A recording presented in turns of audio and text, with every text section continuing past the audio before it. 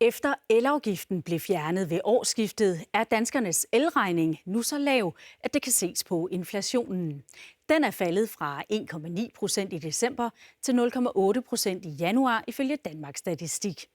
Med andre ord så er de gennemsnitlige stigninger i prisen på indkøb, energi og andre forbrugsudgifter halveret. Altså især fordi elafgiften er fjernet. Og det falder i god jord i Nørre Sundby uden for Aalborg. Om lidt er kaffen klar, eller noget i den stil. Effektiviteten er der ikke, ligesom på de nyere maskiner. Ja, for kaffemaskinen her er længe om at varme op. Man får lidt dårlig smag i munden med, at man skal stå og vente så lang tid, og noget det faktisk bare spilder strøm. Men i dag smager den dyre fornøjelse måske lidt bedre. Inflationen har nemlig taget et dyk. Det gør jo så bare, at i stedet for at jeg kun kan stå og lave 1 kop, så kan jeg måske få en dag til at køre på 3 kopper. Jonathan Koksitør og hans hustru er lige flyttet ind. Vi skal have flyttet det her på et tidspunkt ud til et bokset rum. For udgifterne i den gamle lejlighed blev for høje. Nogle dage har jeg ligget lidt vågen om natten og har haft lidt svært ved at sove, fordi at økonomien presser rigtig meget.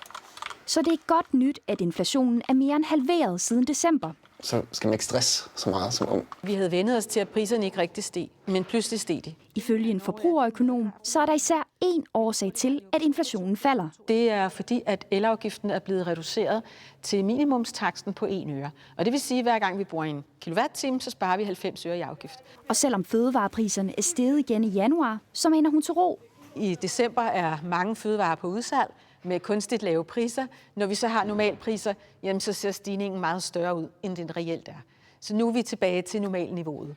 I Nykøbing Falster er det ikke alle, der kan mærke, at inflationen er faldet. Jeg synes ikke rigtigt, måske det har slået igennem endnu. Det plejer gerne at tage lidt længere tid, inden at det ligesom får fodfæste, synes jeg. Men de er enige om, at lavere priser er tiltrængte. Jeg er på en fleksydelse, så min økonomi den er sådan i den lave kategori i forvejen. Ikke? Så jeg kan godt bruge, at de der kroner der tingene, de falder i pris. Det er jo dejligt økonomisk, at vi har flere penge mellem hænderne nu, specielt når man har børn. Flere penge mellem hænderne er sød musik i Jonathan Koksitørs ører. Men han tør ikke helt tro på, at prisstigningerne er afblæst. Det finder jo først ud af, når vi kommer lidt, hvordan det går. Om det så skal være, at i sidste ende, at der er noget andet, der stiger. Det ved man jo ikke. Det ser rigtig fint ud. Forbrugerøkonomen tror, at priserne vil fortsætte med at falde i år. For til juli bliver afgifterne på kaffe, sukker og chokolade fjernet. Ro i maven.